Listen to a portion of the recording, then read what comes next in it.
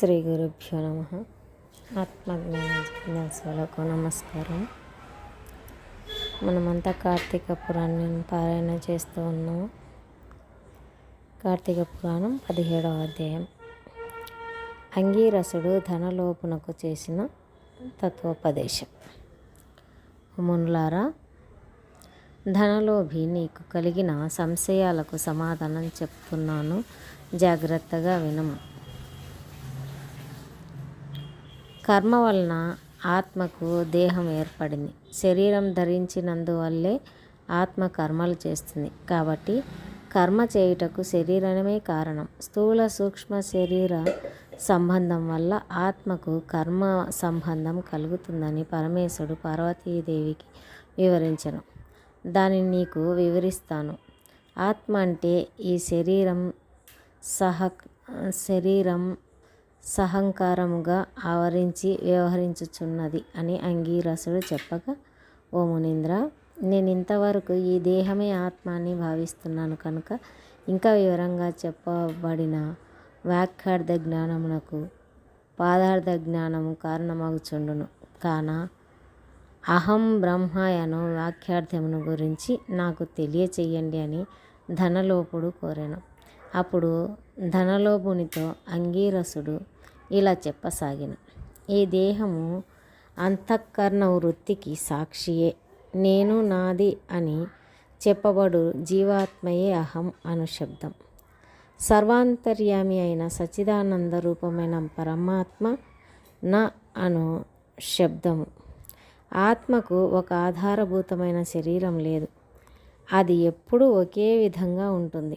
నేను అనేది శరీర ఇంద్రియాల్లో ఒకటి కాదని ముందు తెలుసుకోవాలి. దేహేంద్రియాలను ఏది ప్రకాశింపచేస్తుందో అదే నేను అనేది. దేహానికి జగత్, స్వప్న, సుషుప్తావస్థలు, స్థూల సూక్ష్మ కారణ శరీరాలు మూడింటిలోనూ నేను, నాది అని వ్యవహరించేది ఆత్మేనని తెలుసుకోమని చెప్తాడు. ఇనుము సూదంటు రాయిని అంటిపెట్టుకొని తిరుగునట్ల శరీరము, ఇంద్రియాలు దేనిని ఆశ్రయించి తిరుగుచుండునో అదే ఆత్మ. అదేవిధంగా అవి ఆత్మ వలన తమ పని చేయును. నిద్రలో శరీరేంద్రియాలు సంబంధం లేక గాఢ నిద్రపోయి మేల్కొన్న తర్వాత నేను సుఖనిద్రపోతిని, సుఖముగా ఉన్నది అనుకునేదే ఆత్మ. దీపం గాజు బుడ్డిలో ఉండి ఆ గాజును ప్రకాశింపచేసే విధంగానే ఆత్మ కూడా దేహేంద్రియాలను ప్రకాశింపచేస్తుంది.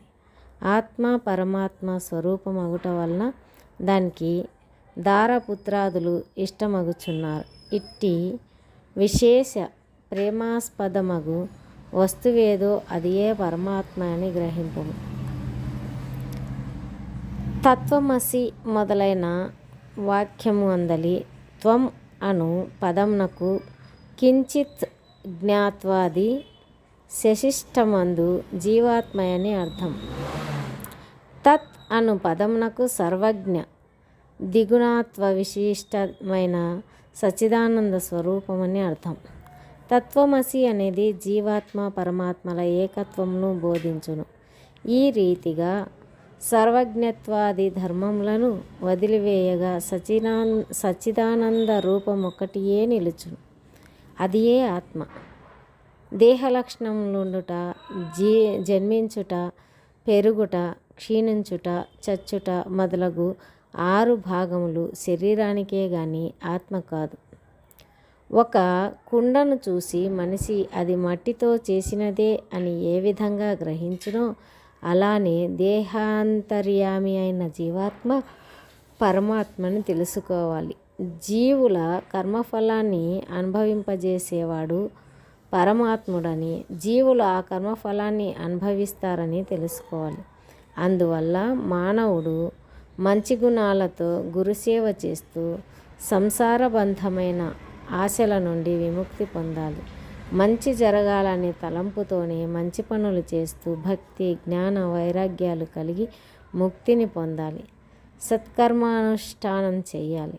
మంచి పనులు చేస్తే గాని ముక్తి లభించదని అంగీరసుడు ధనలోభునికి మంచి పనులు చేయాల్సిన ఆవశ్యకతను గురించి చెబుతాడు. అందుకు ధనలోపుడు అంగీరసునికి నమస్కరించి ఇలా అనెను.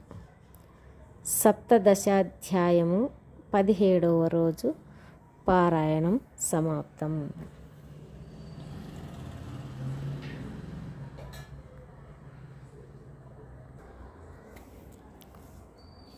17వ అధ్యాయాన్ని తెలుసుకొని ఉన్నాము కదా. 16వ అధ్యాయంలో దీపస్తంభం నుండి బయటకి వచ్చినటువంటి వ్యక్తియే ధనలోపుడు. ఆ ధనలోపుడే అక్కడ ఉన్న మునిపుంగవులని ప్రశ్నించడం జరుగుతుంది. ఎలా మోక్షం కలుగుతుంది, కర్మబంధం ఎలా తొలగుతుంది అని ప్రశ్నించడం జరుగుతుంది. అతడు ప్రశ్నించిన వాటి సమాధానమే 17వ అధ్యాయం.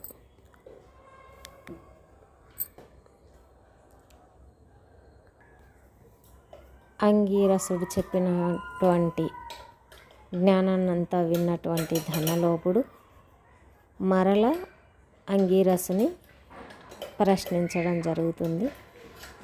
ధనలోపుడు అంగీరసుని ఏమి ప్రశ్నిస్తాడో,